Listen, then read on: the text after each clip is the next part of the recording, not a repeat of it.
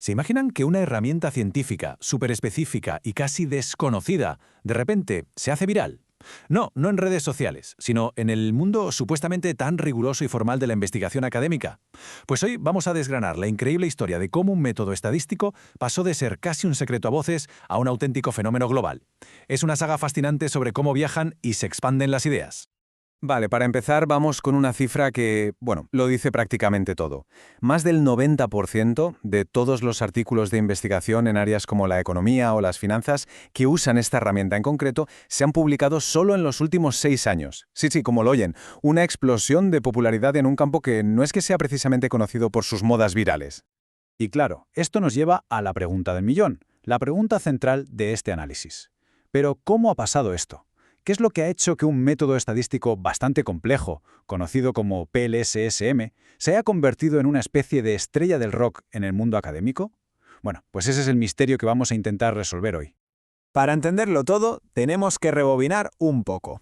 Nuestra historia arranca en el año 2012. Fue un año clave, un punto de inflexión que vino marcado por la publicación de 3 artículos que, sin que nadie los supiera entonces, iban a encender la mecha de todo este movimiento.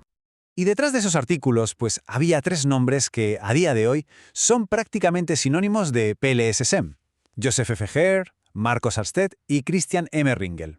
Se les considera, y con toda la razón del mundo, los padres fundadores de esta metodología, los verdaderos arquitectos de su éxito.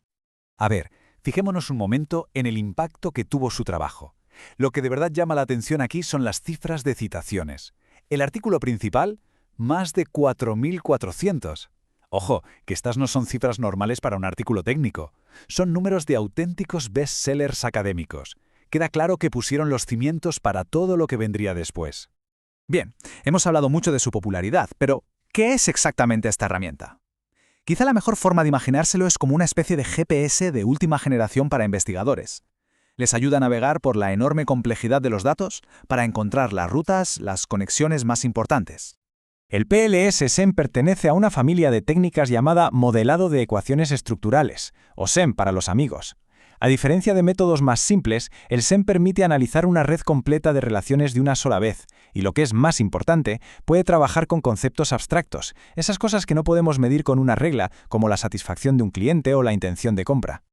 Dentro del mundo del SEM, digamos que hay 2 grandes enfoques. El tradicional, que se llama CB-SEM, es como un instrumento de laboratorio de altísima precisión. Es genial para confirmar teorías que ya existen, pero es súper exigente. Necesita muchísimos datos y que además sean casi perfectos. Y aquí es donde el PLSSM de repente cambia las reglas del juego. Es más como una navaja suiza. Es súper flexible, funciona con menos datos y no le importa tanto si los datos están un poco desordenados. Y claro, esto lo hizo increíblemente atractivo para investigadores que trabajan con datos del mundo real, que casi nunca son perfectos. Y aunque suene súper complejo, el proceso se puede resumir en 5 pasos bastante lógicos. Primero, se parte de una teoría, o sea, una idea de cómo funcionan las cosas.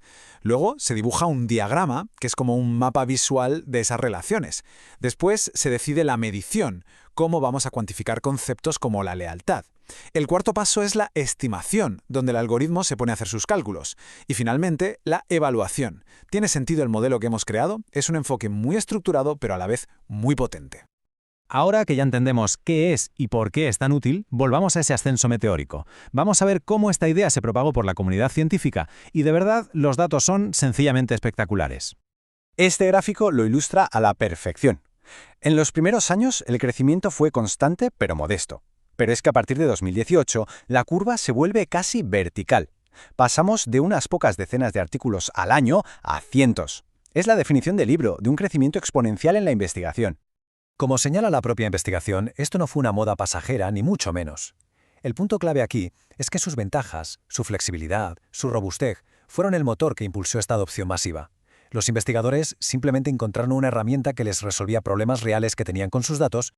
Y la historia se pone todavía más interesante cuando miramos el mapa, porque este crecimiento no fue para nada uniforme en todo el mundo. De hecho, nos revela una dinámica fascinante entre los centros que producen el conocimiento y los centros que tienen la influencia.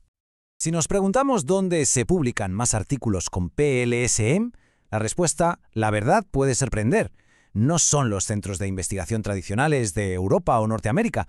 Los líderes indiscutibles en volumen son Malasia, Indonesia y Pakistán. han cogido la herramienta y la están utilizando de forma masiva. Pero, si cambiamos la métrica de la cantidad a la influencia, que se mide por cuántas veces se citan los trabajos, la foto cambia por completo. Aquí, Estados Unidos y Alemania, los países de origen de los padres fundadores, siguen dominando de una forma aplastante. Sus trabajos son la referencia para todos los demás. Así que tenemos una dinámica súper interesante. Por un lado, los centros de influencia, que crean la idea, y por otro, los centros de productividad, que la aplican a gran escala.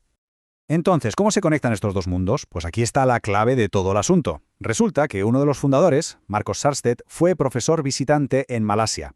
Y ese vínculo, personal y académico, actuó como un puente que transfirió el conocimiento desde su origen, súper influyente, a uno de los nuevos focos de productividad más dinámicos. Es un ejemplo perfecto de cómo las ideas se difunden a través de las redes humanas.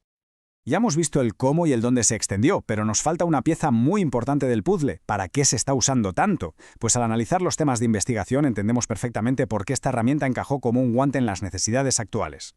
Un campo de aplicación enorme es el de los negocios y la sostenibilidad. Temas como la responsabilidad social, el impacto ambiental o la innovación verde son súper complejos, con un montón de variables conectadas entre sí. Pues bien, PLS-SEM es la herramienta perfecta para modelar este tipo de sistemas y entender qué estrategias funcionan de verdad.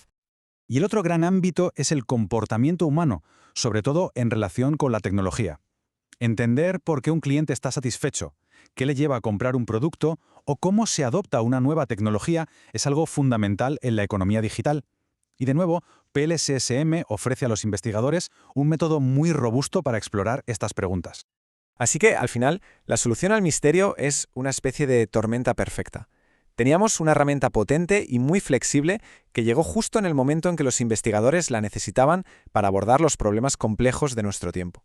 Fue impulsada por académicos muy influyentes y además encontró un terreno increíblemente fértil en las comunidades de investigación de Asia que están en pleno auge.